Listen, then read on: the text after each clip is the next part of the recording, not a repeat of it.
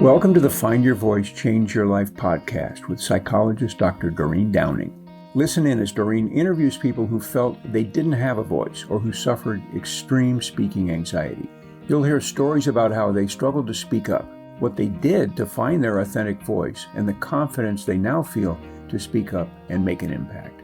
If you want to get started right away to find your voice, download Doreen's free 7-step guide to fearless speaking at doreen7steps.com. And now, here is Doreen. Hi, I'm Dr. Doreen Downing, and I'm host of the Find Your Voice, Change Your Life podcast. I invite guests here who have a story about not having had a voice. And they also get to share the journey of finding their voice. And we get to also learn about eventually what they now do. And today I get to interview somebody that's not in this country. Where are you from? In New Zealand. I'm in New- a little town called Kawerau in the Bay of Plenty, New Zealand. And what's so funny is that today, Tuesday in California here for me, and for Susan, it's already Wednesday, and we had a little chuckle about what that is. But let me introduce Susan. If you want to lose weight, get healthy, and enjoy your life, then Susan Birch, known as the Health Detective, is the weight loss coach who can help you. And Susan understands how your body and what happens inside of your body, I guess, how it works, and what the challenges you face.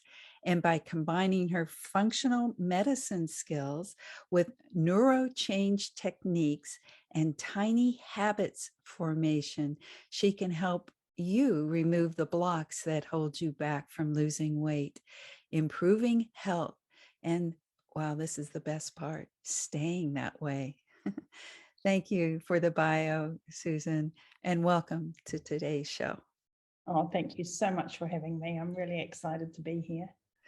Yeah, well, most people who do have a full-blown program like you and a message and a point of view have found that they didn't start out with a voice. So that's what I'd like to explore first, is that I'm sure you didn't pop out of the womb and say, oh, I'm going to be a health detective. So, but what was early life like for you and around having a voice or not having a voice? That's a really interesting question. And I would say my life was probably similar to many people's lives. It's taken me all my life to find my voice, and I'm slowly gaining confidence, but that doesn't mean that the demons don't still pop up there now and again, you know. So I grew up in rural New Zealand.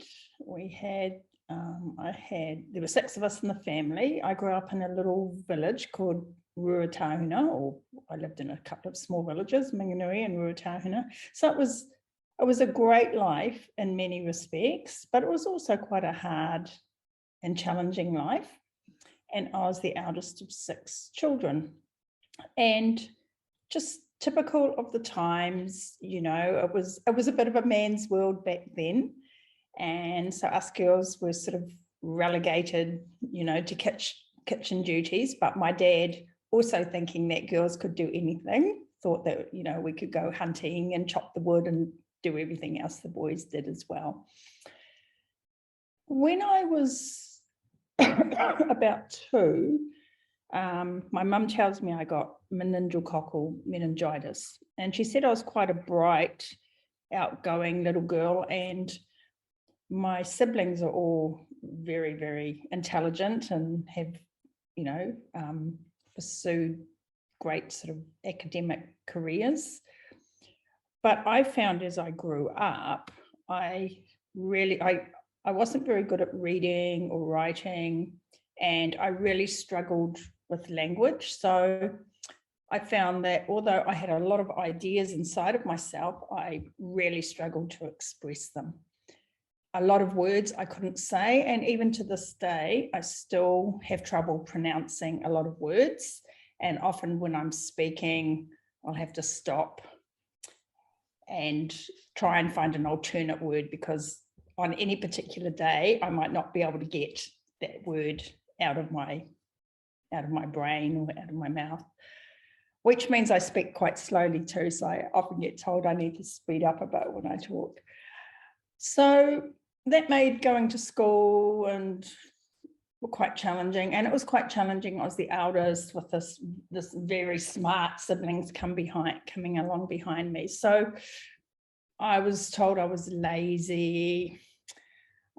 And then I remember we had an IQ test, and my brother, who was a year younger, was a genius, and I was sort of had this extremely low IQ. So my parents were concerned about me and thought I should learn to do great things like be good in the kitchen and be good at raising a family and all those things, have those kinds of skills.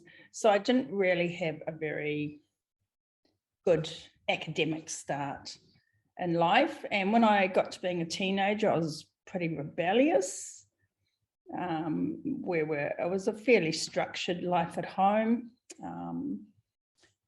And so when I left home, I sort of got in with the wrong crowd and ended up being, as a result of that, suffering a very violent gang rape when I was about 18. So that didn't do anything very much to improve my self-esteem or help me find my voice at all. And it wasn't until I got married and started a family that I decided that I didn't want the kind of life I was living and the kinds of things I was doing in my life. I didn't want that for my children. So I decided I needed to learn to read and write. And I set about doing that. And then I completed in New Zealand, we have school certificate and university entrance. So I did that by correspondence and I got my school certificate and I completed my university entrance. And then I started enrolling in university papers. So I did critical thinking and some sociology and some art history and a whole lot of random papers until I got into the exercise and nutrition field. And then by then I'd found my niche. Oh, what a story. Thank you for unzipping and giving us a view of what happened earlier on in life for you. And I get the sense of being in a rural setting, that's probably different than a lot of the listeners, but those who have grown up in a rural setting probably go, yeah, I know what close to the land feels like and what is required. And it sounds like it's not an easy existence to be somebody who has to, get up and work the land. Yeah, it's still a good existence. I love the outdoors. It fostered my real love of physical activity and being outside and being close to nature. And it was interesting because although it was challenging and, very authoritarian dad and, a challenging environment in many ways, I was really fortunate because my parents did highly value education. My dad hadn't had a very good education. He left school very young and worked on his granddad's farm and then did manual labour. So I had the example of him as an adult improving his education. Back in those days, the encyclopedia salesman came door to door and Dad had bought this big set of encyclopedias and he sat down there and just worked his way through them all, and he read history and philosophy. So I was really fortunate that I kind of had that background and grounding, and it was a bit, so it was a bit of a mixture with kind of like the corporal punishment kind of side of life and the sort of physical punishment, and then the hard work, along with seeing that there is something better out there and that, there's so much more to learn. So I would say my dad, these days, I'd say he would be classed as someone with a growth mindset, which I think he passed on to me. So I've been very fortunate in many ways.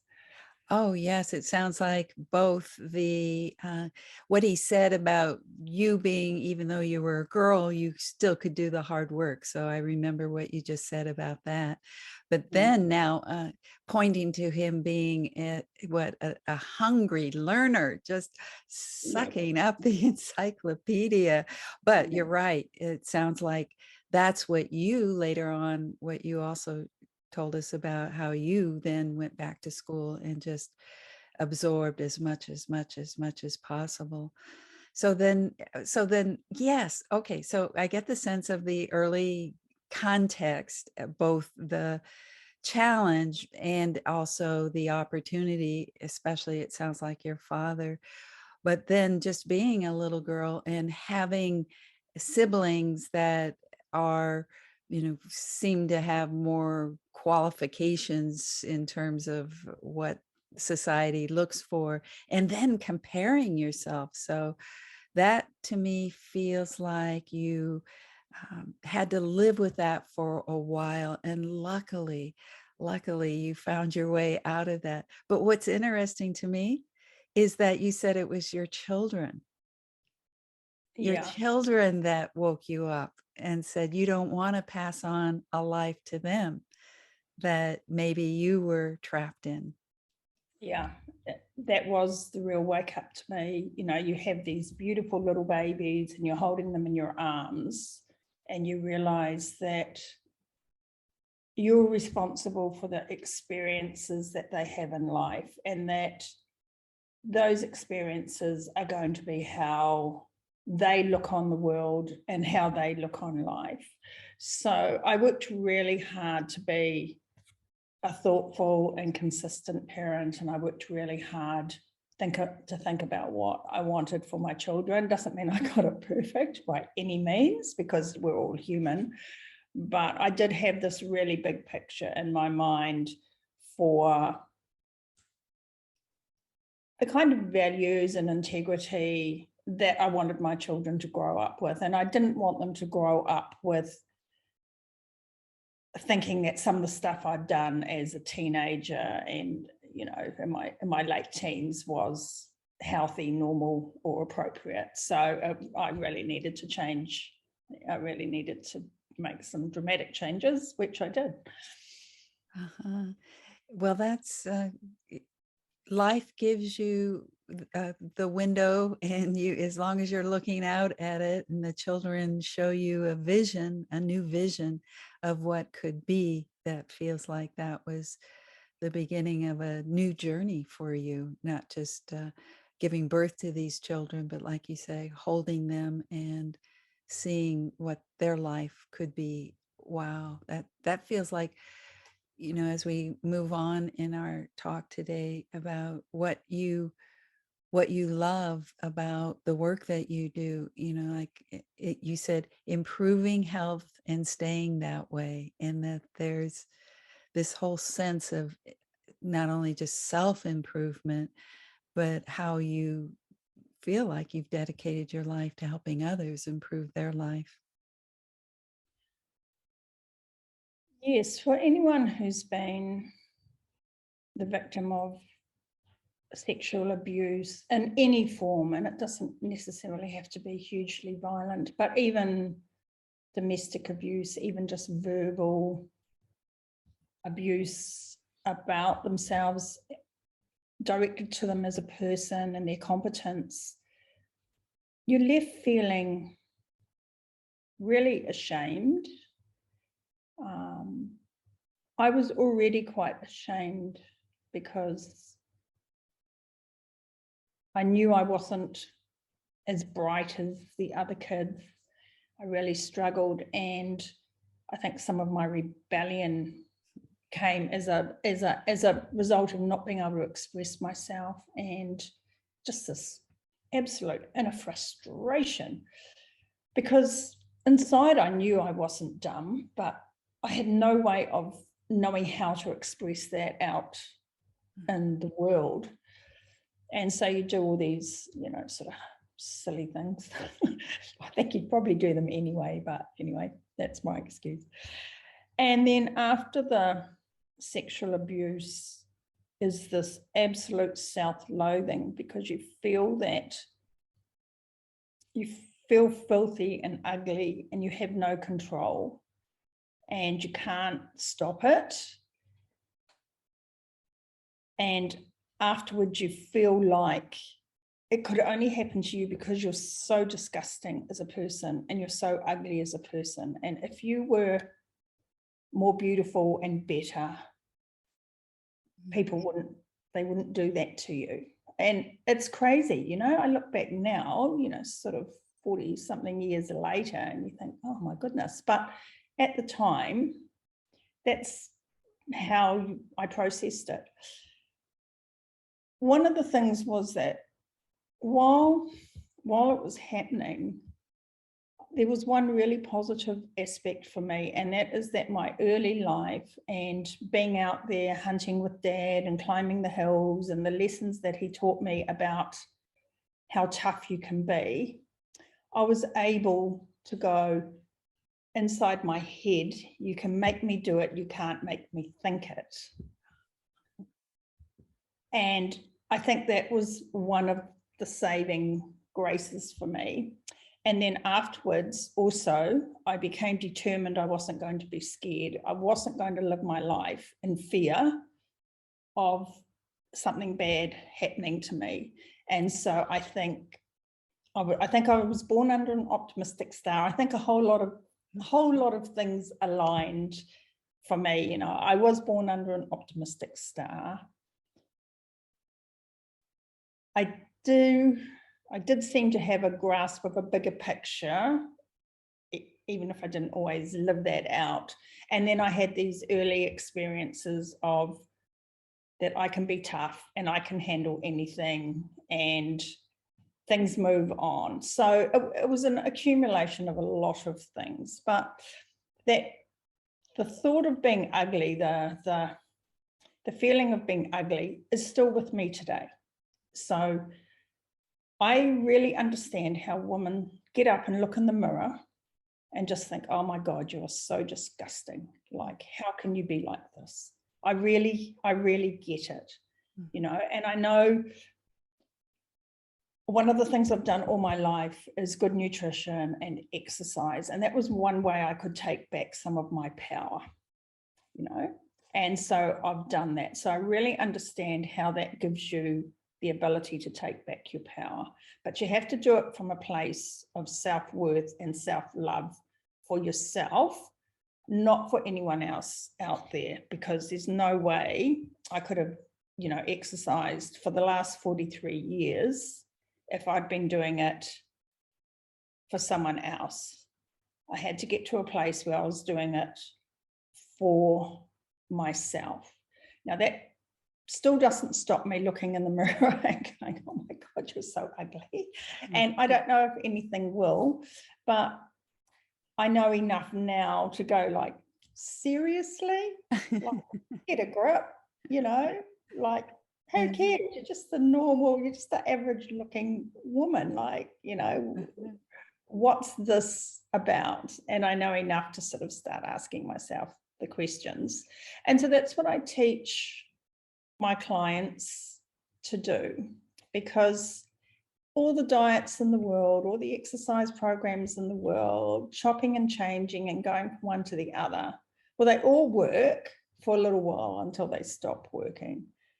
But they all stop working until you can get a handle on your own self-worth and that you are worth taking care of just because you're worth it and because your body deserves it, you know.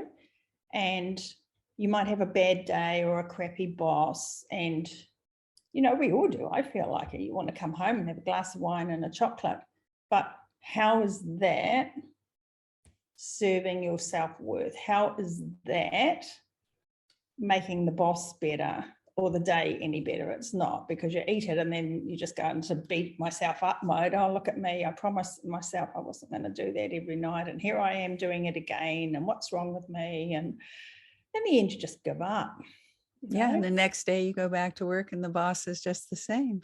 Exactly. That's exactly. Well, exactly what I'm getting also from what you were talking about a few minutes ago around now you're really speaking to it is self-worth and how we come to value ourselves. And I'm thinking about how that relates to voice. And I'm thinking about voice as being, what you're demonstrating to people is the inner voice that speaks to you and says something to you around how valuable you are. That incident might not have happened if whatever however you fill out that sentence, the blank ifs. So the idea of what you're listening to inside of your head as being the voice that then you become that person, because the voice is saying you are not worth something or you're not valuable. And it's just, you're showing us, I think you're really demonstrating to people how important what we think is really a voice. Yeah, and you've got to change that voice. I call it our story. And I've always noticed that when you meet people, they always tell you their story. And then I became aware that I have a story about myself. So my story is I'm a survivor, and my story is I'm strong, and my story is I'm physically capable and fit. So I'm always living up to my story, but the other part of my story is that I'm not attractive. I'm ugly, I suppose, is the other part of my story. And I live up to that part of my story as well, because I always feel uncomfortable dressing up because I feel like I'm pretending to be something I'm not. And so there's a lot of aspects of that side of me where I'm living to the story that I have, that I'm ugly. So I think we all have different stories inside of ourselves. Some people have remarkable work stories or creative stories or, artistic stories or musical stories, but then there'll be another part of them where their story is not matching up. And you go, wow, how can this person be this and then do that? So I think learning to change that story about ourselves, that is what our self-worth is based on. And then we go out and we live up to that story. Mm-hmm. I like that that philosophy of having a story that we live up to. I'll be taking that with me today. That's great. And then also, because I'm a psychologist, that's part of what I've studied is the shadow. And that's what you're talking about, this other story that we might tell ourselves. And so that's also, that we have so many voices inside of ourselves, and what are we listening to? But there was a way in which you talked about looking at the mirror and hearing the voice that said, hey, you're ugly. But you also heard, hey, you also heard, it's just like, oh my gosh, it's like a kaleidoscope of voices inside. You also heard yourself say that. And then I saw, for those who are listening and don't see you, you giggled. You kind of had a smile on your face when you went, oh, that's ridiculous. You were not confronting or being mad at yourself for thinking that, but just saying, oh, there you go again. That old, whatever's been that sense that's hard to transform. And that is such an important point you raised there, because I have, I work a lot with, I don't like using the word overweight or obese too much. In my circles, we talk about being overfat, because you can be skinny and overfat. Being overfat is about having too much body fat, not the size that you are. And so it's really about, is the amount of body fat you got harmful to your health? That's really the big question. And then, of course, we have our own we say society wants us to be a size 10 or whatever, but really that comes from us. That's our own feelings that if I was a size 10, I could love myself more. If I was a size 10, I would be a better person. It's not really, I don't think it's so much about society anymore anyway. Anyway, I'm losing track. But being able to stand in front of that mirror and look at yourself and say, yes, I am overweight, or over fat, but still feel that you have self-worth, and it's being able to match those two things up.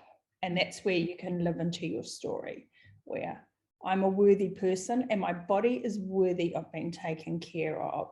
And then in each moment we have a choice. If I eat that cookie, is that living up to my self-worth and taking care of my body? It's the only one we're going to have for the rest of our lives. So we really want to take care of it.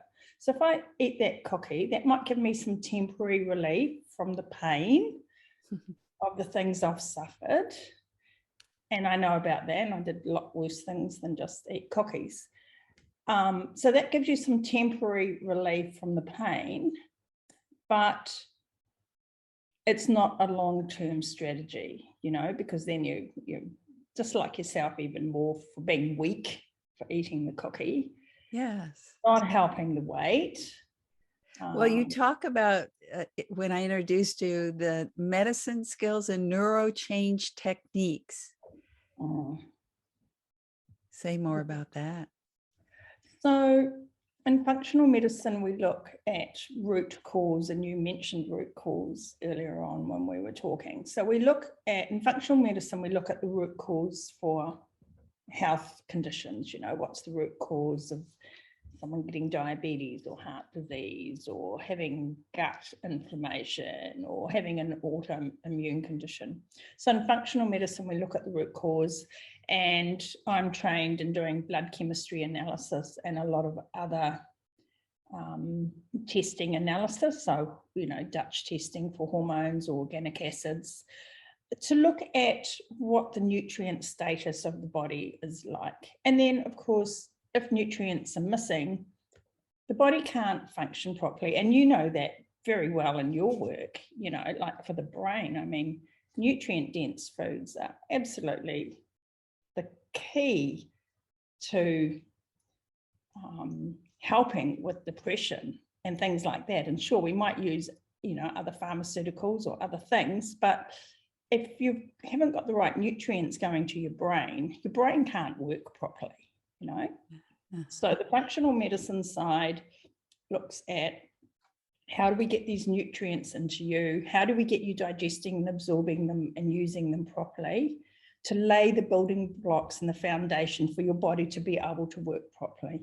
You can't lose weight and keep it off if you don't have a really good nutrient status. If your body's not healthy, you can lose a few pounds and you put it back on because you can starve yourself and lose some water and it looks good on the scales. But it's not really long-term. It's not a real long-term solution. So you've got to get the body restored properly, physiologically, chemically, biochemically. And then the neurochange stuff, which is, what you work in, which is being able to learn how to take those thoughts, those thoughts which turns into feelings. So you look in the mirror and you go, oh, I'm fat. That turns into a feeling of being, I'm fat, therefore I'm worthless. And then you find an emotion or a reaction to that, and you're like, well, I can't do anything about it at the moment because I'm too busy at work. And then you find a justification for that, and then that triggers another thought and another thought, and I call that the spiral up loop. So we just keep layering these thoughts on top of each other, and then we keep justifying why we can't do anything about it as well. I'm too busy. I don't have the right food in the house. These are all reasons why we can't eat properly, why we have to eat the cookie, So the neurochange comes in by really doing what I said about looking in the mirror and then, you know, laughing and going, well, like, seriously, is that true? So we tag our thoughts, and you learn to notice through the day how often you have that thought. You walk past the shop mirror, oh my God. You walk into a dress shop, or you might walk past the front of a store and see some clothes that you think you can't fit into, or you walk into a dress shop and you think, oh, everybody in there's judging me. But what you're really doing is you're really comparing yourself to the size of everyone else in the shop, and then you're judging you. Most people aren't judging you, you know, you're going, I'm smaller than her, yay, that's good. Well, I'm bigger than her, damn, what she must think of me. It's really just about what we think of ourselves. So it's just learning to get a handle on those thoughts. There's a lot of techniques we can use to deal with them. It takes a lot of work in the beginning, and I find I run a 6 to 8 week program, or a bit longer depending on the individual, and I find by about 6 weeks suddenly people have kind of got it, and they turn up for a session and they go, oh, actually I've got a handle on this now. And what I see with my clients is that suddenly all the pressures and stresses in their lives go away. Well, they don't go away. What happens is they're able to separate those out from their eating behaviors and their exercise behaviors. And I mean, I've seen some remarkable turnarounds. Last year I worked with a lady who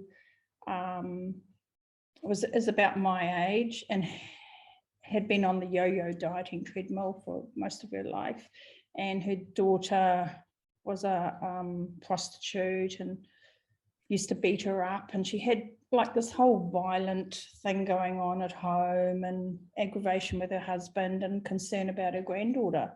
And she always felt she needed to reward herself with food because of how difficult all this other stuff in life was. And once we got a handle on this, and she started to see where her responsibilities to other people ended and where her responsibilities to herself began, she'd be able to she lost weight, kept it off, started wearing makeup and lipstick and looking really awesome, and saying, oh, this happened, but it didn't mean that I had to eat the cookie or drink the wine or eat half the chocolate cake. I could still just eat my meal and take care of myself. I keep hearing it today with you, this because of my sense of voice and what happens inside of us, that you help people develop a new way of thinking, which to me is a new way of speaking to themselves. So that's what I'm taking from how you explain your work and how it applies to what we're talking about today, finding voice, helping people be able to say to themselves something more positive than staying stuck in the negativity or the worthlessness. Absolutely. They regain their power, and then they're able to stand in their power of being who they are. And, you know, the bombs can go off around you, but you're still standing in your own power. And I think gaining that voice, I love that about having your voice, because I feel like I've fought for my whole life to have my voice. And I see that in so many of my clients, you know, beautiful people, so much talent, and it's just lovely to see them develop the power of their own voice. Oh, I love what you're saying. And it feels like both of us have such a thrill, because it is find your voice, change your life. And that's what it seems like you're saying, is that when people do find this new way of being with themselves, and they can say to themselves, talk to themselves in a more positive way, they are empowered. So, oh, we're coming to the end, and I want to make sure people can find you. What would people do to find you, Susan? They can find my website, which is susan@susanbirch.co.nz. Can you say Susan Birch So it's Susan at susanbirch.co.nz. And you can find me on Facebook looking up Susan Birch, the Health Detective, and LinkedIn on Susan Birch, the Health Detective. Susan Birch, the Health Detective. Yeah. And then I also have a YouTube channel, Susan Birch, the Health Detective. Right. I think you have a podcast, don't you? Yes, I do. So I have a podcast which is out on a few different podcast apps as well. I started with a YouTube channel, just doing Zoom interviews. And then just recently I've started transferring those interviews over to podcast apps so people can listen as well as watch. Yeah. So here you are today. You have a voice. You get to have a voice and not only look back on your life and your development, but acknowledge where the strengths were and acknowledge where the challenges were. And it feels very integrated. So thank you so much, Susan. Any last words that you want to leave people with around voice? I think give it time. It doesn't happen overnight. If someone had said to me 3 years ago, I'd be sitting in a podcast or I would have my own podcast, I would have laughed. So these things just evolve over time, and don't worry about being perfect. If I went back and edited my podcasts and worried about it, I would never do them because they wouldn't be perfect. And then you lose your voice when you're worrying about perfection. So I just ignore it. I just put it out there and move on. And people can take it however they like, but I don't let it get inside of me and damage my soul. I'm just I'm doing my best. I'm learning as I go, and it will evolve over time. So yeah, just give it time. Be patient with yourself. Don't worry if you make a mistake. Just get up and have another go the next day. And just be patient, I think. Yeah, thank you. It seems like what we're saying today is finding your voice is a process. It isn't like a destination and you get there and say, aha, I found it. And it's an ongoing process. So thank you so much, Susan. Oh, it's been such a pleasure to talk to you today. Thank you so much for having me on. Thank you for being with us today for this episode of Find Your Voice, Change Your Life. Each person during interviews shares what has helped them find their voice. You can learn from these guests and find your voice so you can be confident to speak up and speak out. And remember to download Doreen's free 7-step guide to fearless speaking at doreen7steps.com. We hope you enjoyed the show and will return next time. Until then, goodbye for now.